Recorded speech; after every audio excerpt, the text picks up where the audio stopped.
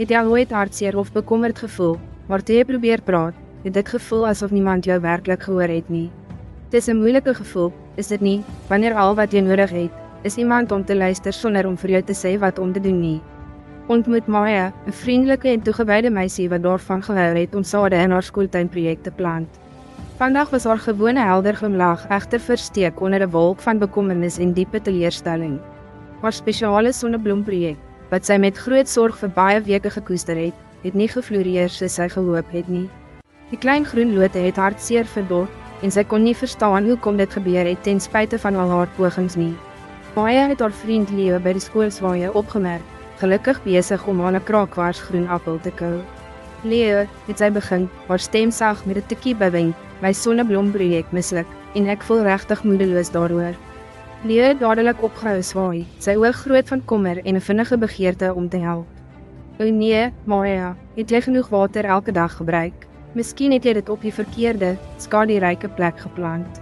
Jy moes eers die grondsoort versigtiger nagegaan het. Hy het dit goed bedoel, en sy bedoelings was sekerlik goed, maar sy vinnige vrae en onmiddellike voorstelle het Maya 'n bietjie laat inkrimp.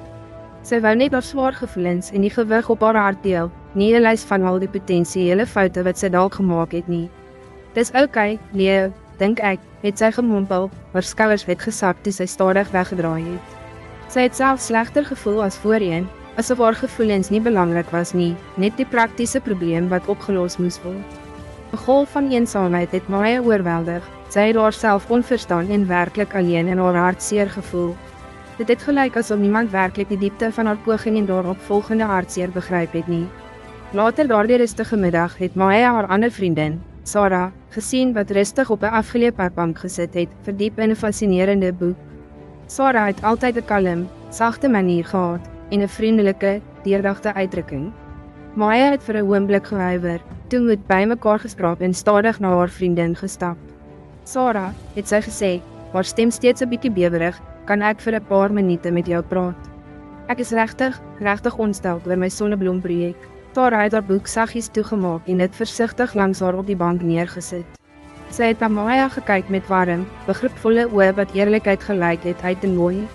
Natuurlik, Maya, wat is werklik op jou gemoed en weeg so swaar op jou hart, het sy saggies geantwoord. Maya het te stadig haar hart uitgespot en in detail verduidelik hoeveel tyd en noukeurige moeite sy liefdevol in die hele projek ingesit het. Sy het haar diep teleurstelling, haar groeiende verwarring oor die verdorrende plante en haar stille vrees vir 'n totale mislukking voor haar klas beskryf. Sarah het Maya nie een keer onderbreek nie, en sy het ook geen vinnige oplossings of onmiddellike hulp aangebied nie. Sy het net saggies geknik, aandagtig na elke woord geluister, Maya se storie werklik opgeneem sonder om te oordeel. Soms sê sy eenvoudig en opreg sê, dit klink regtig moeilik om deur te gaan, of, ek verstaan heeltemal hoekom jy so hartseer en gefrustreerd sou voel in hierdie situasie. Sy het Maya toegelaat om vrylik te praat. Sarah het Maya laat praat totdat al haar bekommernisse, vrese en frustrasies uiteindelik in die oopte was, nie meer binne en vasgevang nie. Daar was 'n gemaklike, vreedsame stilte nadat Maya klaar gepraat het, gevul slegs met die verre gechirp van vrolike voëls en die geritsel van blare. Baie dankie, Sarah, het Maya gesê, 'n opregte, klein glimlag het uiteindelik op haar lippe verskyn, wat die spanning in haar gesig verlig het. Ek voel soveel beter net om daaroor te praat, regtig. Jy het net geluister, en dit is al wat ek nodig gehad het. Sarah het warm teruggeglimlag na haar vriendin. Soms is dit absoluut al wat ons werklik nodig het, is dit nie, Maya? Net iemand wat vriendelik genoeg is om ons te hoor, regtig te hoor, sonder om alles te probeer regmaak. Maya het in diepe instemming geknik en die enorme verskil tussen die twee gesprekke besef. Sy het uiteindelik 'n diepgaande waarheid verstaan. Regte vriende hoef nie altyd in te spring en al jou probleme onmiddellik op te los nie. Soms is al kosbaarste en grootste geskenk eenvoudig om teenwoordig te wees, en 'n geduldige, luisterende oor en 'n hart vol empatie en begrip te bied. Luister sonder oordeel help ons almal om werklik veilig, waardeer en diep versorg te voel deur diegene rondom ons. Dit bou aktief baie sterker en dieper vriendskappe, wat ons in staat stel om ons authentieke, ware self te deel sonder enige vrees om geoordeel of misverstaan te word. Onthou, jy het die krag om daardie wonderlike, ondersteunende vriend vir iemand anders te wees. Luister net met 'n oop hart.